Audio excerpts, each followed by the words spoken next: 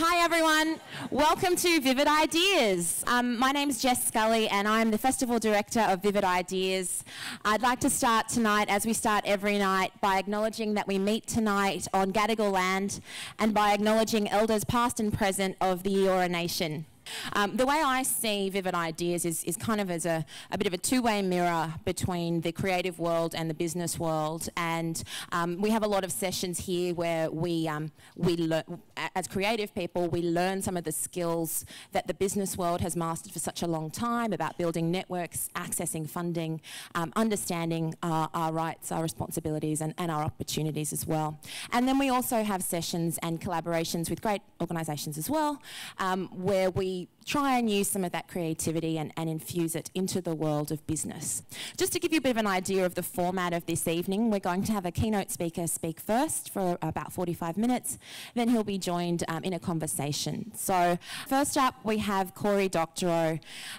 He's a science fiction author. He's the founder, or the co-founder of one of the best blogs in the world, boingboing.net.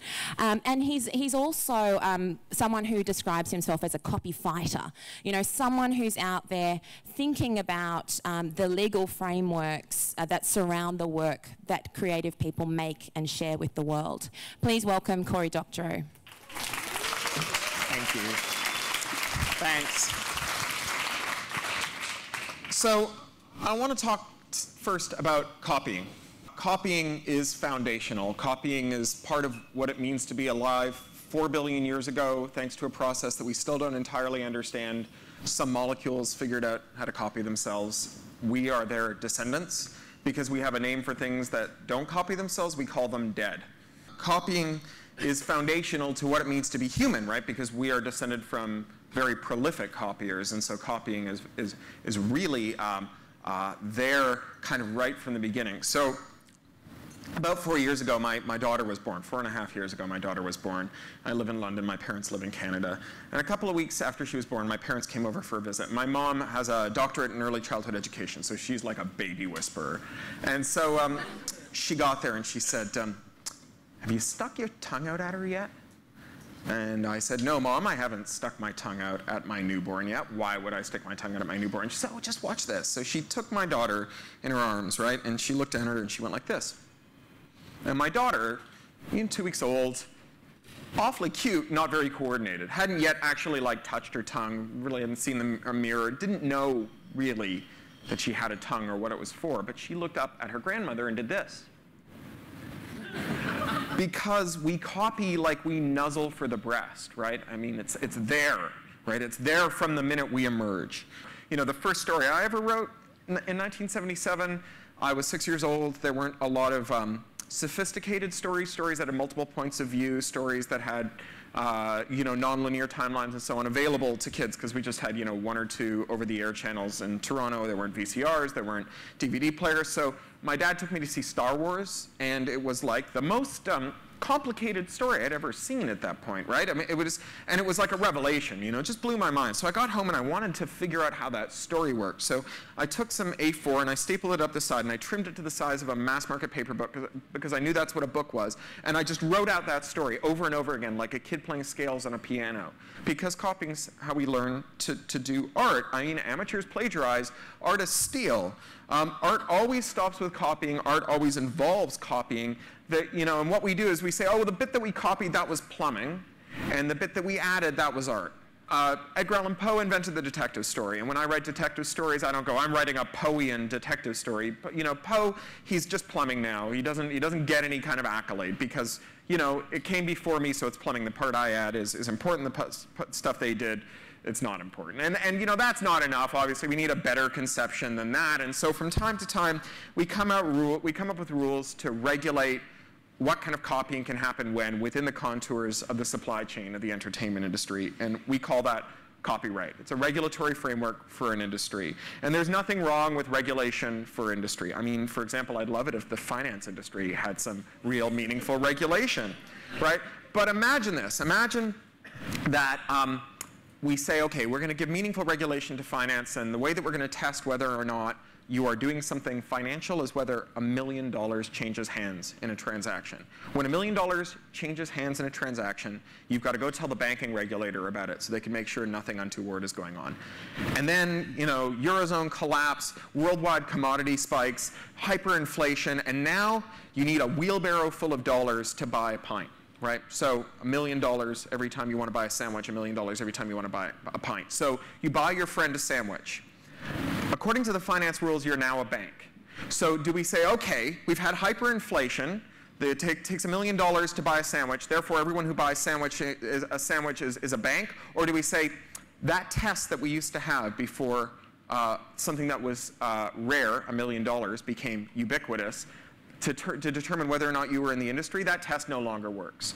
I think if we had a sane regulation, we'd say, okay, the test no longer works. But copying is what we use to test whether or not you're in the entertainment industry, right? We say, oh, are you making a copy? Then you're doing something industrial related to entertainment, right? Because to make a copy of a movie, you need like $1 million movie factory. And to make a copy of a record, you need a record studio. And to make a copy of a book, you need a printing press.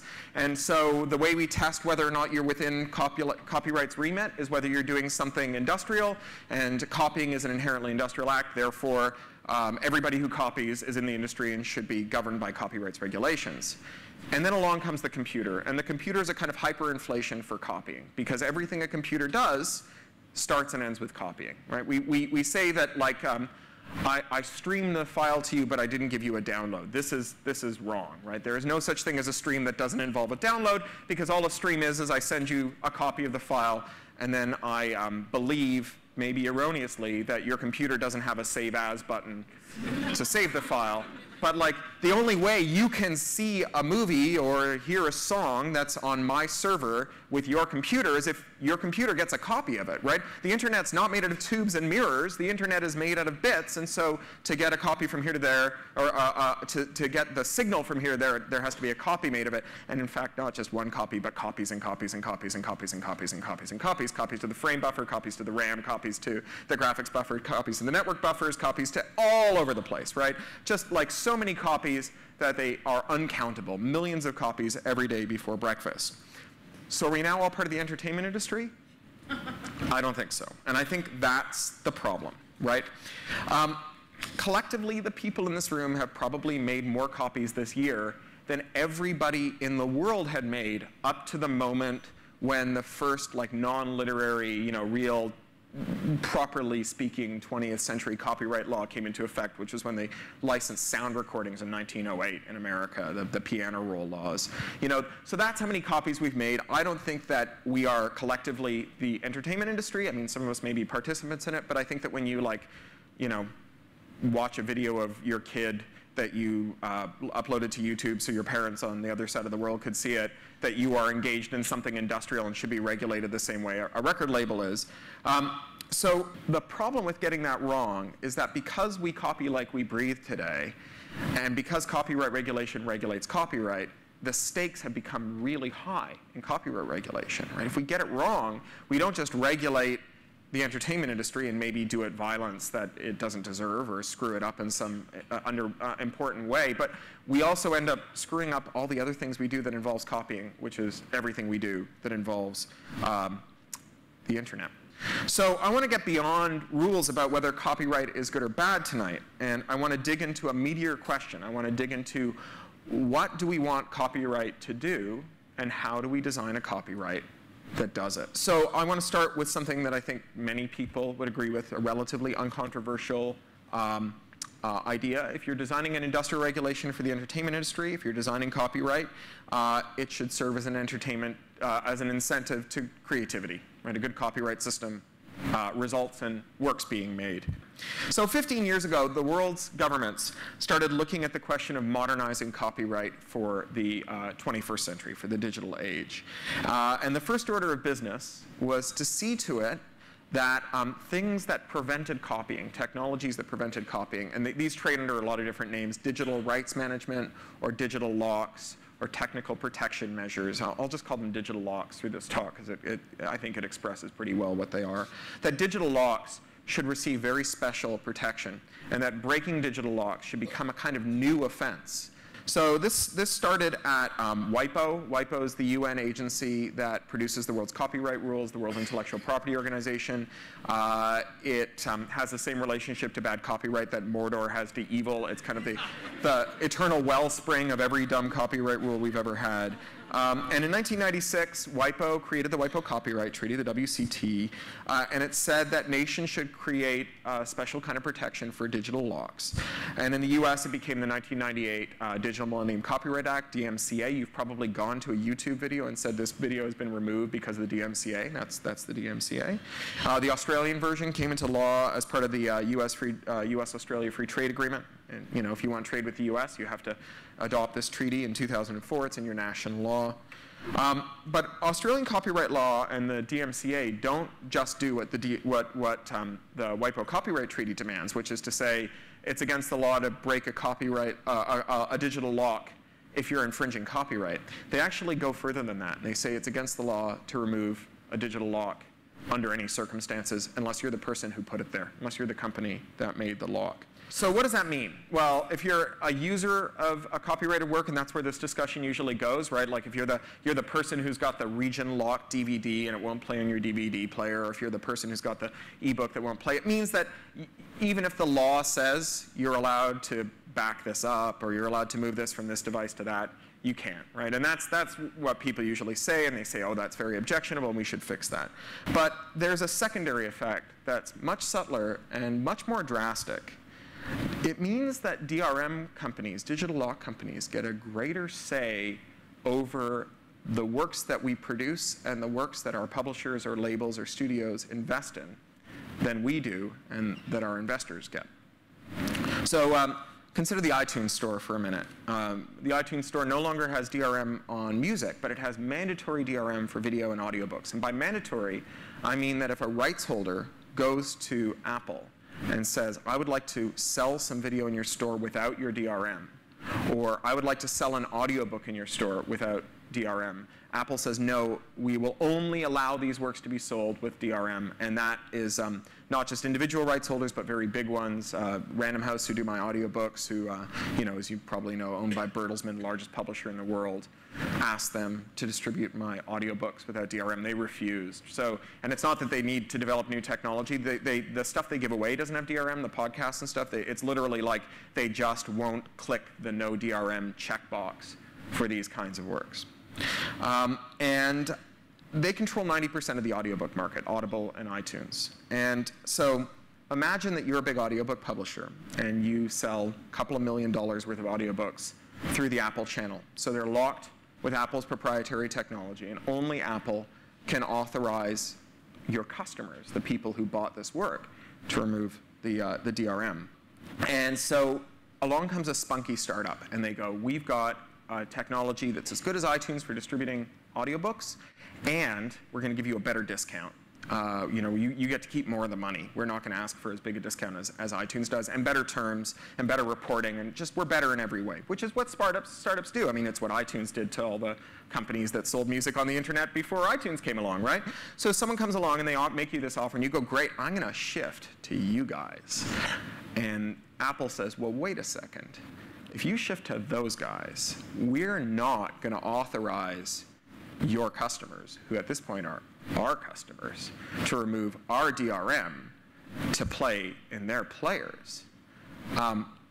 If you want your customers, your new customers, to have audiobooks in their format, they're going to have to maintain a separate parallel infrastructure. They're going to have their own player in there. It's like having to have a different bookcase for every bookstore you shop in.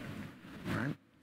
So as the investor and as the writer, you've kind of lost control of the destiny over your works. You've lost control over the way that the most important rights, one of the most important rights in copyright, which is the right to authorize people to follow from one platform to another. You've lost that, and it's accrued to someone else. So, who gets the lion's share of copyright? Who gets to say, yes, you're allowed to copy this file made up of my precious, expensive to produce creative bits? Well, it's not the creator, and it's not the investor, it's the digital lock vendor. And the digital lock vendor is not a an important participant in the creative act here, which is what copyright's supposed to be protecting. I mean, the digital rights vendor may have done something very clever, but that clever thing amounts to manufacturing a skinny piece of electronics in a Pacific Rim sweatshop and taking my file and putting it on it, right? And I understand why they may want some rules to help them, but I don't understand why they should be the entertainment industry supply chain rules, why that should be the most important person in the entertainment industry supply chain, because surely that's not the important bit of the audiobook, right? Surely it was either writing the book that went into it or recording the book and investing in it, not manufacturing the skinny bit of electronics that'll be on the e-waste heap in 18 months. So this is not copyright as a friend of creators. This is copyright as like a platform owner's best friend. Now the funny thing is that it wouldn't be hard to write a digital lock rule that didn't produce this outcome, right? All you'd have to say is it's against the rules to break a digital lock unless you're not violating copyright otherwise. And since there's no copyright that says you can't shelve the book from vendor A on the bookcase from vendor B, that would always be legal. But that's not what your legislature and none of the legislatures I work in, I'm Canadian and I live in Britain and I used to work for Americans, none of those legislatures did. They all got it wrong. What they've actually said, instead of will protect copyright with digital locks, is what they've said is whatever the digital lock locks up, whether it locks up a use that's legal or illegal, up or down, left or right, we'll spend an infinite number of tax dollars to make sure that nobody ever disrupts that business model.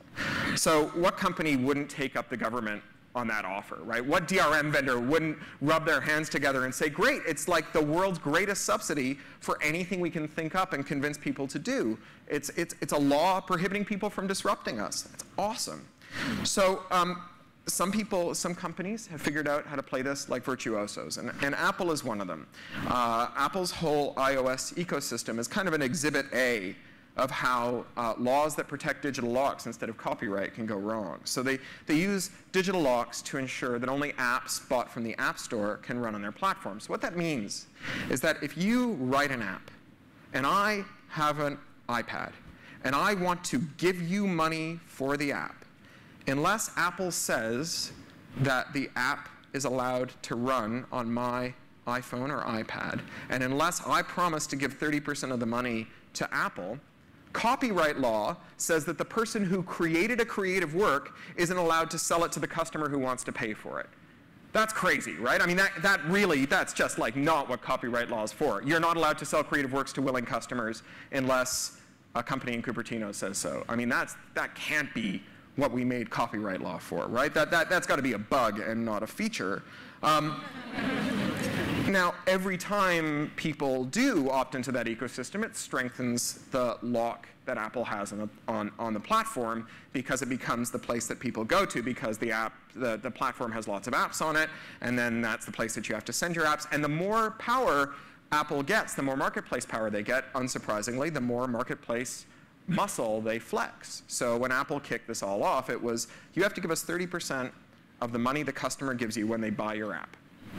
Now the deal is, you have to give us 30% of the money the customer gives you when they buy your app, and if they spend any more money using your app, you have to give us 30% of that too. Now that's pretty clearly a totally different deal from 30% from the person who buys your app, and it's pretty obvious like why they did it, because they make more money and because nobody has any market power to stop them. So why wouldn't they do it, right? They're not running a charity. What I don't understand is why we as creators, A, didn't see this coming, and why, more importantly, our supposedly wily investors, the publishers, the studios, the record labels, why they didn't see this coming, and more importantly, why lawmakers set this up. Why did they give us a copyright law that gives this mere intermediary a bunch of market power they don't need, and that doesn't end up promoting creativity, although it does certainly promote multi-billion-dollar valuations.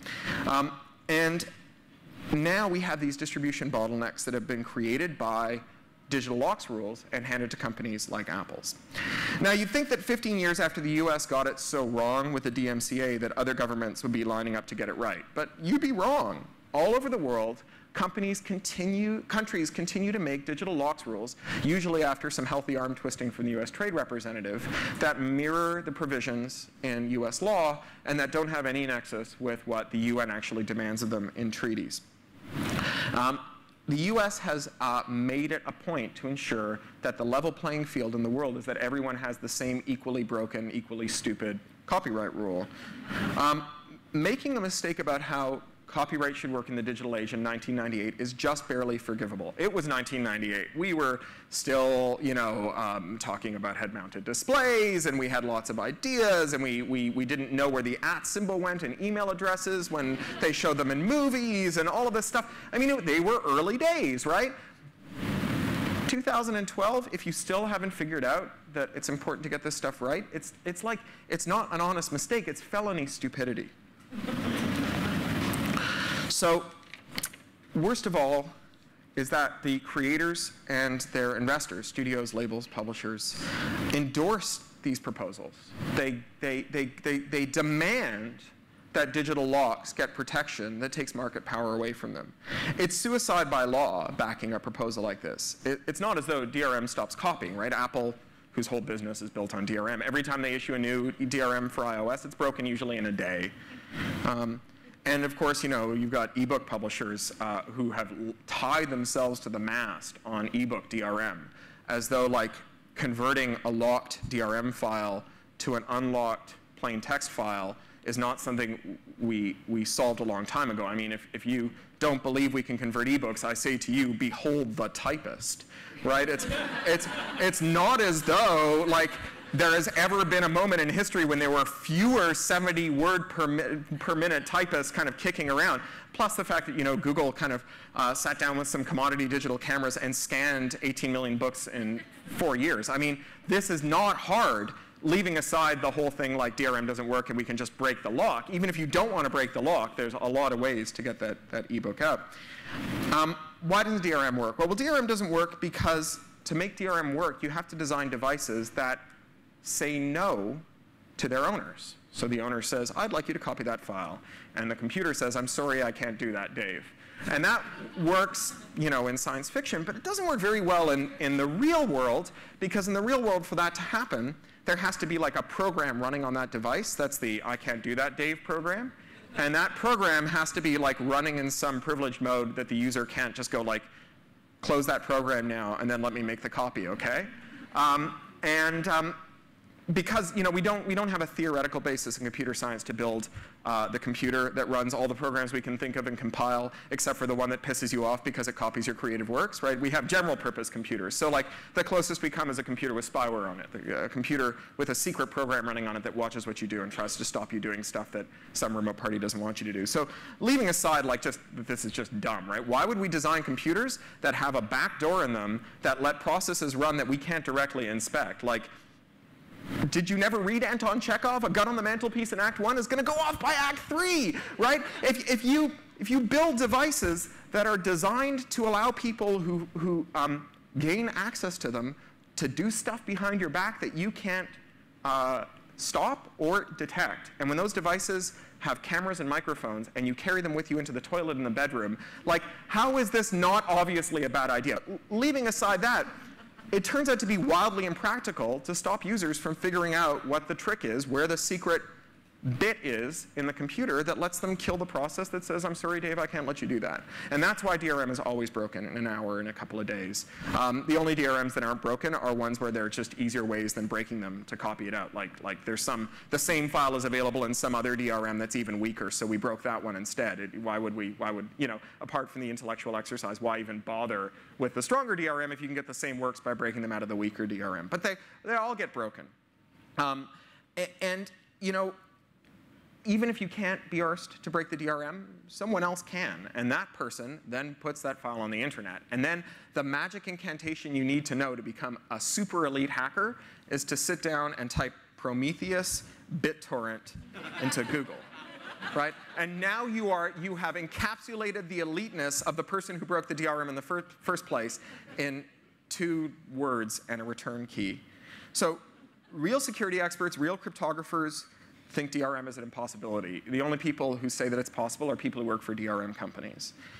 You can't make a security system that never leaks, that can't be patched, that attempts to hide its secrets in user-controlled equipment, where those users are adversaries with access to infinite capital and expertise in technology, and where that technology's very nature makes it break once, break everywhere. Entertainment companies have been convinced that there's hope for DRM, but they're wrong. And when they get fooled into endorsing these digital lock rules, they stab themselves in the back. They create this marketplace where DRM vendors hold all the cards, and where the only way to get the fully functional version of the stuff that they sell is not to pay for it, but to steal it. Right? This is not the marketplace that you want. Now, I call this Doctorow's first law. Anytime someone puts a lock on something that belongs to you and doesn't give you the key, that lock is not there for your benefit. And you'll notice that I said Doctorow's first law, which implies that there are more. And there are 2 more laws. And that's because my agent is Arthur C. Clarke's agent. And when I told him I had a law, he said, no, you have 3 laws. So the rest of this lock will be about the other 2 laws. Here's my second law. Fame doesn't guarantee fortune, but no one will get rich from being unknown in the arts.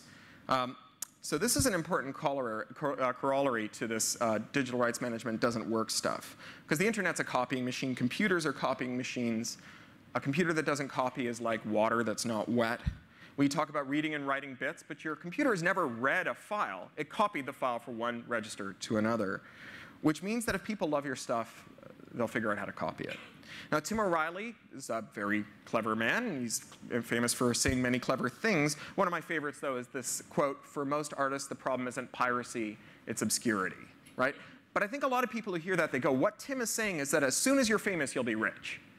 And clearly, he's not saying that. If you parse that out more carefully, what he's saying is you can't get rich without being famous. Doesn't mean you will get rich once you are famous, but unless people know your works exist, they won't give you money for them. I mean, they may not give you money for them once they do know they exist, even if they like them. That's a hard problem. But without knowing that the works exist, no one will give you money. It's a necessary but insufficient precursor to earning a living in the arts. I mean, after all, fame is nice, but you can't eat it. You can't buy a ticket to Vivid Ideas with it. You can't pay for your kids' braces with it. And you can find lots of artists who will tell you about the stuff that they did that was famous, widely copied, widely used, and that they never saw a penny from. So there are lots of ways to turn fame into money. And you can go read books like Chris Anderson's Free or The Sky is Rising, that Michael Masnick report, and they'll set them out. But I mean, really, they just fall into a few buckets. And those buckets are old buckets that are well established. The trick is making them work, and the trick has always been making them work. I mean, you can sell things, right? Make a product people want to buy, price it at a price that they want to pay for, and offer it in the stream of commerce. That works for some people. You can ask for donations. You can perform. Performance is a really interesting business model because you can put a large martial artist at the door, and if people don't give him money to enter the room, he can hit them in the head. And so then he gives you some of the money.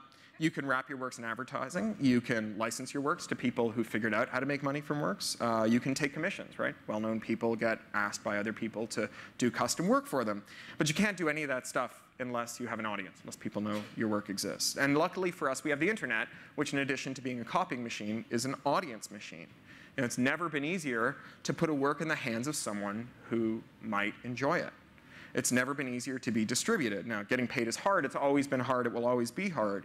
But think about a minute about the video games world, where before we had a couple, 3 consoles, all the games that you could put into those consoles had to come on physical media. That physical media was only pressed in a couple of factories where you had to queue up, and if you missed your production window, you couldn't get your game made. Once it was made, there were only 2 or 3 big box retailers that sold it, and they had very abusive terms, and they would rotate it to the bottom of the shelf after a couple of days. And if you wanted it to actually show up in a place that was at eye height, you had to pay for end caps and preferred placement and so on. And then think of what we've got today for delivering video games. Think of all the different ways that we get video games into the hands of people who want to pay for them, and think of all the different platforms that are available to them. I mean, that's great news for game creators because it means that the people who sit in the middle, the intermediaries, have a harder time saying, the deal when you come to us is that we want lots of money and you're firstborn, and if you give them to us, and if we think that you're good enough, then maybe we'll think about making your work available to the audience who might want to pay you for it.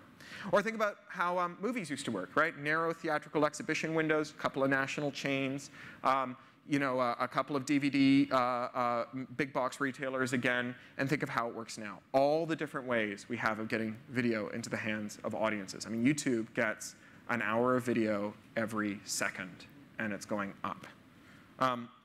So figuring out how to get people to care enough about your stuff to actually download it amidst this stuff is still a hard problem, and it's always been a hard problem, and that problem will only get harder. But things like Blogger and Twitter and all the other services that allow audiences and creators to interact with one another make it a little easier. And so does easy, low-cost copying, because that's one piece of the puzzle, getting the work from A to B.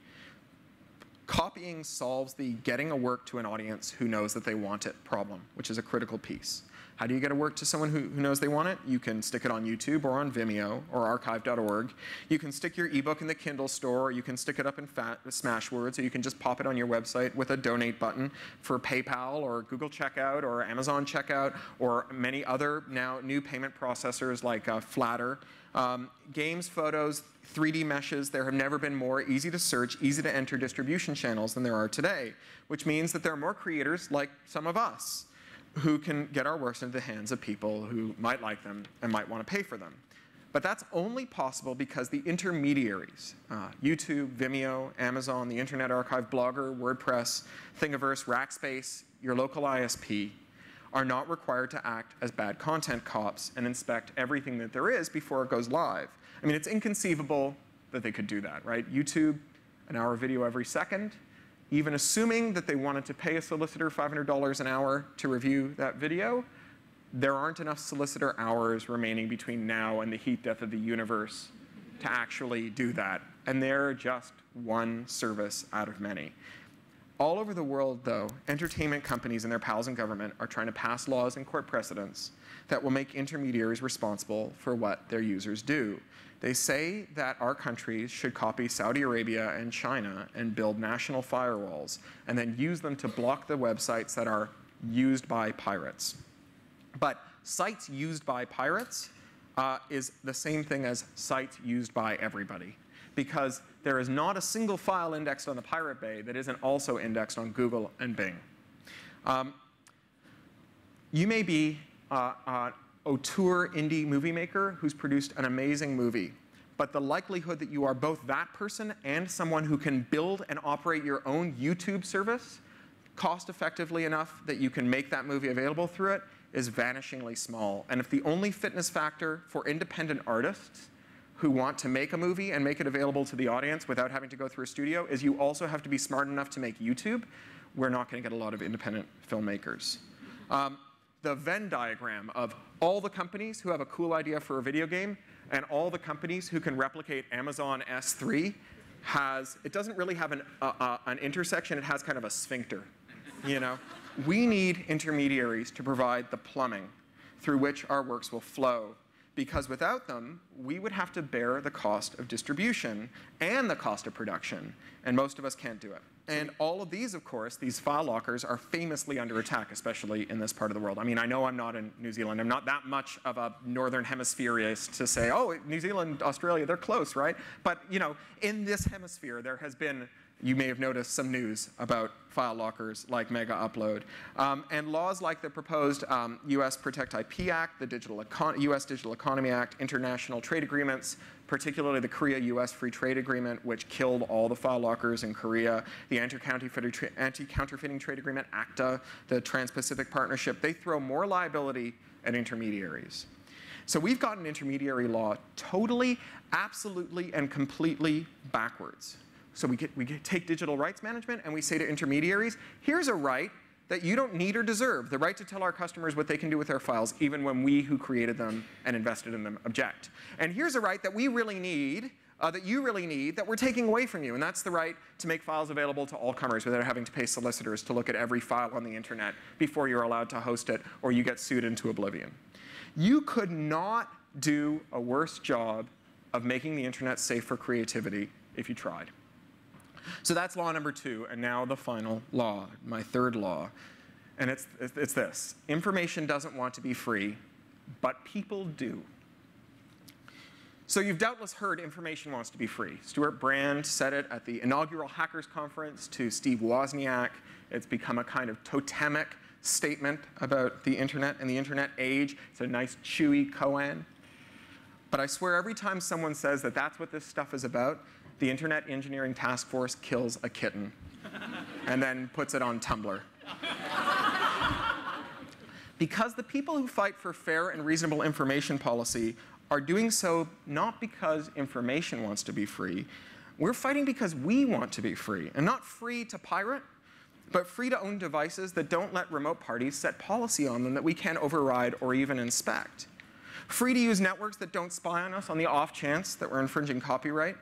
Free to communicate in private without having to worry that our personal lives will be made public in the name of protecting copyright. Digital rights management doesn't work, but every time we try to make it work, we end up inventing rootkits, spyware, or rootkit-like technology. So the famous one of these is that Sony BMG record label shipped 6 million CDs, 50 titles, and they had this software on them. When you put the CD in your computer's drive, it was a music CD. When you put it in your computer's drive, it's secretly installed software that patched your operating system so that some programs wouldn't be visible whether they were on your disk or running. So if you said, like, show me all the files in this folder, if that program was in the folder, your computer wouldn't see it. And if the program was running, and you said, show me all the programs that are running, your computer wouldn't list it. So they did that because they wanted to have a secret program running that checked to see whether or not you were trying to copy music files off the CD, and then it could say, I'm sorry, I can't let you do that, Dave. But the problem is that as soon as they added that, they punched this enormous hole in the immune system of your computer. Because suddenly, there were files that it couldn't see. Well, who likes files that you can't see? People who write viruses, right? Because people who write viruses can name their virus files using the special token that Sony BMG allocated to its rootkit, and it was suddenly invisible to your computer, right? It's never a good idea to have stuff that your computer can't see, because one of the reasons we ask our computer what it's doing is because we want to check and see whether or not it's infected with software that, for example, turns on our webcam or reads all of our passwords or plunders all of our files or listens to us while we're talking. And on PCs, in the PC gaming world, Ubisoft, they really have taken the position that while the game is running, they own your computer. They should be able to look at all your files and set policy about what your network connection should be and inspect all your processes and so on. They are the most egregious offenders, but they're hardly the only ones. Everyone from Hulu to Amazon Unbox to iBooks are trying to figure out ways to take over your computer, and they're demanding that operating system vendors and hardware companies build in the hooks that allow processes to run without the user's permission, or even if the user doesn't want them there. Now, on the intermediary side, we have Viacom, this giant American entertainment company, now considering an appeal in their lawsuit against YouTube, taking it to the Supreme Court over a question of intermediary liability. Among other things, they have asserted that YouTube is in the wrong because they have a privacy flag on videos. So you can say, this video is not for everyone to see, this is just for the people in my friends list to see. So I use it. I live in England, my parents live in Canada. I take a video of my 3-year-old in the bath. I don't want to put it on YouTube for obvious reasons where everyone can see it, but you can't attach a giant MPEG file to your email, password protected personal web storage, pain in the ass. So I stick it on YouTube, but I tick the privacy box, right? And I put my parents in the distribution list, and they can see it. No one else can. I like that. Viacom says, correctly, that if I've set the privacy flag, they can't tell whether or not that video infringes their copyright. And so they're asking an American court to rule that privacy flags should be illegal because they can't tell whether you infringe copyright. So why should my capacity and your capacity to conduct our personal lives in private be subordinated to Viacom's profit maximization strategy? And it gets worse. In the UK, France, and in New Zealand, they have passed or are passing laws that provide for disconnection of families from the internet on accusation of copyright infringement. So this isn't, bourgeois people like you and me who, we get the internet and we can go from earning N dollars a year to N times $1.2 a year. These are people where the difference is the family that doesn't have the internet, their kids don't do well enough in school to move into a professional job and as a consequence have zero social mobility. The family that does have the internet do better in school and have the potential to go on to tertiary education and have the potential for social mobility. Every metric we think of is improved by access to the internet. And we are talking about disconnecting people from the internet not because they infringe, not even because they are accused of infringing, but because they live in the household of someone who is accused of infringing. I mean, this is so completely out of whack. I mean, it's hard to even find the right words to explain how wrong it is to administer the information age death penalty to the children of people who are accused of undermining the profit maximization strategy of an entertainment company. If we are going to make an industry regulation, that industry regulation should be made with all the stakeholders present. And there are some important stakeholders like creators who are not present in that room. And if we are going to make an industry regulation whose putative scope is the whole world and everything we do in it if it's connected to the internet, then we need to make that regulation with a great deal of care and deliberation and as much transparency as we can muster. This is not how copyright rules are made. The WIPO Copyright Treaty was negotiated in public. This is without precedent. Even if you think that your rules relating to speech and culture and communication should be subject to international treaties, which I'm not sure I agree with, it's illegitimate for those treaties to be negotiated in secret. You and I and all of our children are increasingly inhabiting a world in which internet policy affects every corner of our lives. And copyright scope is make well-functioning markets for creative works, not govern every corner of human existence. So if you agree, I want you to take this idea back with you, take it to your jobs and to your politicians, join organizations like EFF and Electronic Frontiers Australia, boycott digital rights management platforms, talk to your boss, talk to your investors if you're in high tech, because we can secure livelihoods for creative people and we can preserve technology's power to liberate. We need to keep the creative industries where they belong, on the side of free speech, free assembly, and freedom of conscience. There are some places in Australia on the internet that you can go to for a very good Australian perspective on this. Peter Black has a website, a weblog called Freedom to Differ. You just Google these, right? Delimiter, another very good website, delimiter.com.au. Creative Commons Australia, of course.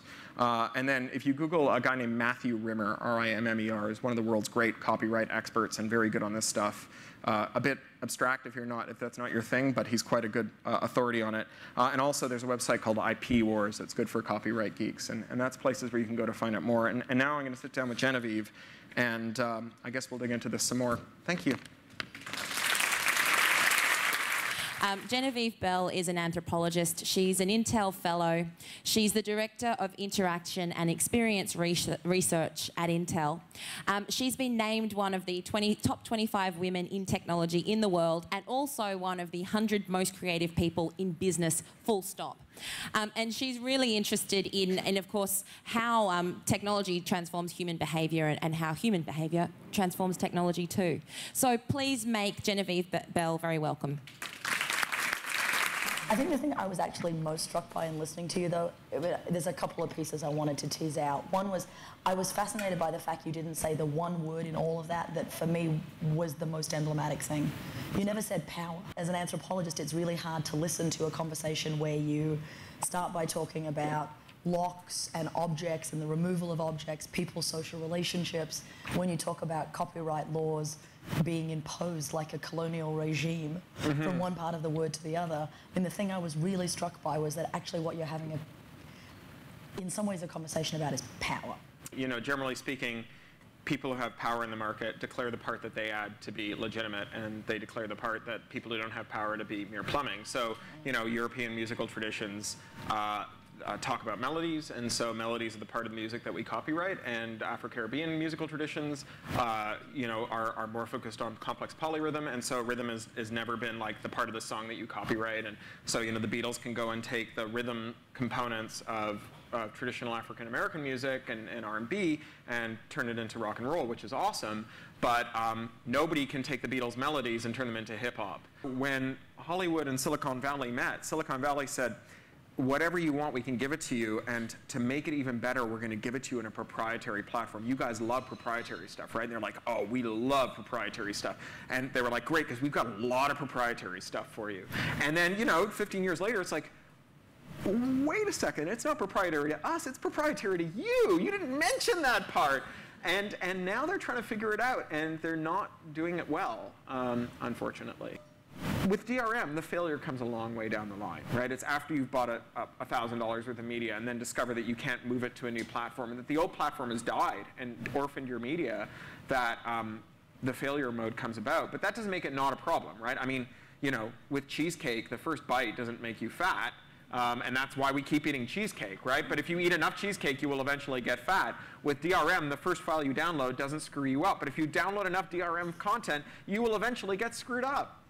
DRM is cheesecake. Yeah, or, you know, tobacco is another example we could use. I'm fascinated by the way that consumers will also talk about and use copyright to police certain kinds of practices inside their homes, right? For as much as you have consumers going, I want to move this from point A to point B, I've certainly been in households where they're like, oh, sweetie, I know you want to watch that, but you can't watch it there.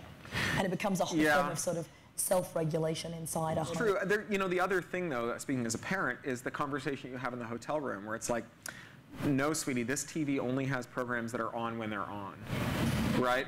And, you know, like, and my daughter is looking at me like, why? That's dumb.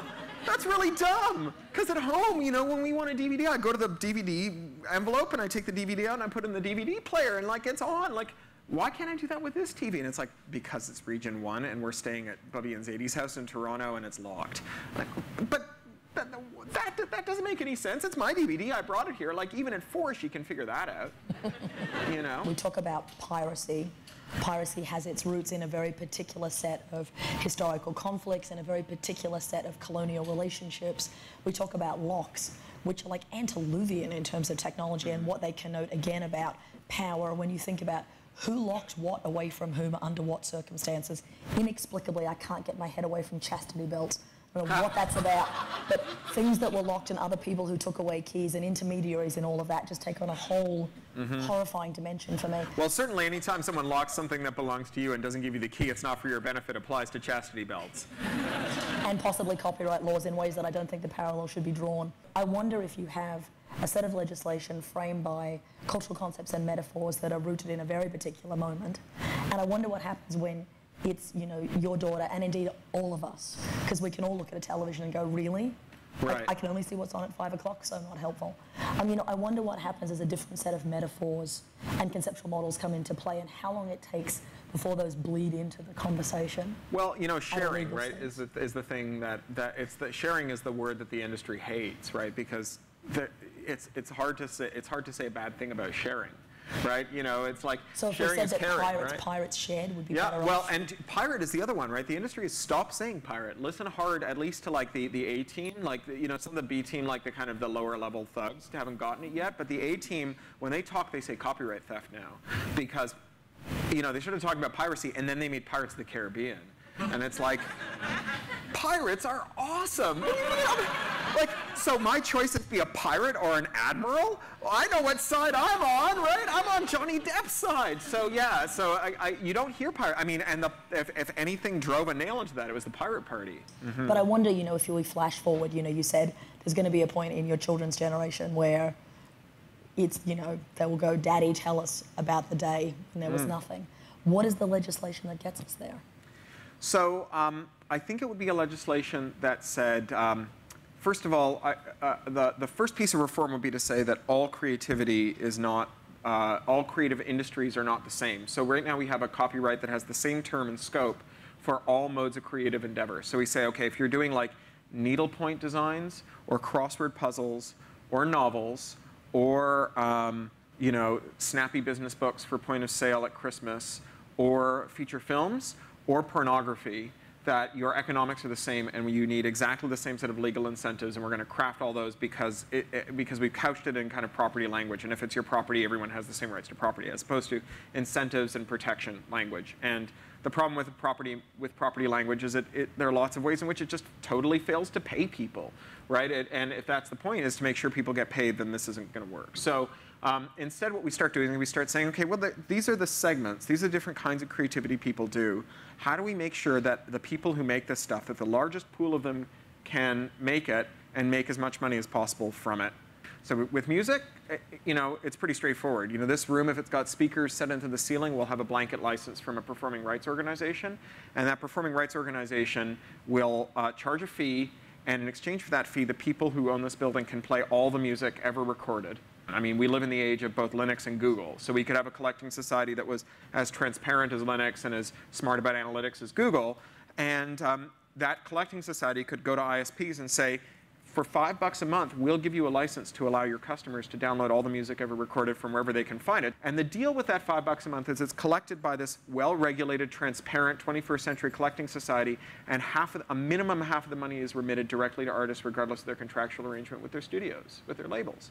And you know what that would do? That would transfer titanic sums of money from people who love music to people who make music without having to break the internet or engage in bizarre speculation like maybe what we need to do to get artists paid is extend the term of copyright on music where like almost all of it has no commercial life after 10 years from 50 years to 95 years. Like somehow that will magically put money in the pocket of working artists today, giving more rights to songs that were recorded 50 years ago. I mean, it just doesn't make any sense.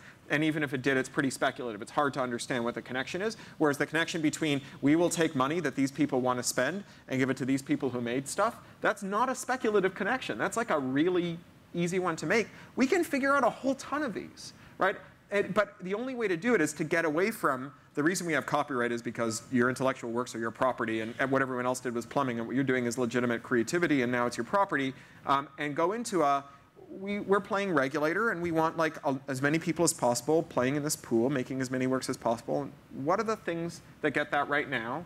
And what's our plan for changing it when that stops working? Because we'll get new technology, and that'll stop working. We'll do something else. I mean, for many Australians in the room will remember that one of the first tests in Australia about the copyright law was actually about the Aboriginal artwork that was on the original $1 bill long before the coin came along. There was a piece of Aboriginal work by a Torres Strait Islander on the flip side of the $1 bill, and the argument about who owned that fundamentally changed Indigenous notions in Australia about what it meant to own a design and what those designs would look like, and was a really particularly complicated debate, you know, in Australia about what it meant for Indigenous people to own their own images and to own their own designs, and what it meant to be able to copyright something that was in fact in some ways much less like the things that have been copyrighted up until that particular point. Oh, and the trajectory of this is, you know, Bikram Yoga claiming that he owns 6,000-year-old yoga poses, right? I mean, this is, you know, there are norms about who gets to take what and how that are part of yoga, but they don't retrofit readily into a copyright system established by WIPO. I mean, it just doesn't make any sense. But so do you think that's actually one of the places where this starts to have a really interesting kind of like a tension, right? I was, you know, at Makers Fair 10 days ago in San Francisco, and really struck looking at what it meant to have a whole bunch of people taking what you would call plumbing and reimagining it, but reimagining it in ways that were simultaneously very the plumbing and also very, often they were plumbing, and then sometimes something completely different. And then starting to think through what are going to be the limits of an imagination of who owns what, how it's reproduced, and who is then incentivized for doing it. I mean, in a world of things like Raspberry Pi and Arduino and that whole kind of thing, with a copyright, right? How do we start to imagine what's the quote-unquote the authentic work versus I think that's the wrong question. I think the right question is to say, is there a problem, right? So, not yet. You know, not yet. And when there's a problem, you say, okay, what is the problem? Is it that all the power is concentrated in the hands of these people and these people can't make stuff? Or is it that this bit of the process costs too much and we can't figure out how to get it to these people who would do something interesting? Or is it that this thing has withered on the vine because there's no money in it at all, even though people quite enjoyed it? And then you say, what policy lever do we have to make that problem solved? And how often do we go back and look to make sure we still need that policy lever in place? Or whether we should do a new one or just take it away because the problem is solved. Like, that's a great way to make policy. A problem, figure out what caused the problem, try a thing to solve it, check to see whether it works, and then try something different if it didn't. And don't take 20 years doing it. And don't take 20 years doing it. But I mean, one of the reasons that we take 20 years doing it is because every time we make a copyright law, it gets stuck into WIPO treaties and then turned into plurilateral trade negotiations and becomes part of the copyright law of every country in the world. And you can't just say, hey, there's this thing we want to try here for like a couple of months and see how much money it makes, and if it works, we're going to try expanding it, and we'll tell you how it's working out, and if it works out for us, maybe you want to try it, because that's not the way that we're allowed to do copyright law anymore. Copyright law is built out of these international agreements that are really unwieldy to change. Like the Berne Convention can only be changed if all the Berne signatories agree. And since the Berne Convention is in the WTO, it means every country that's a signature to the WTO has to reopen the WTO negotiation to change the Berne Convention, which is a treaty that's so old that it was originally drafted by Victor Hugo. You've started a boycott of cheesecake. And chastity belts. And chastity belts, but I think we were against those to start with. Speak for yourself.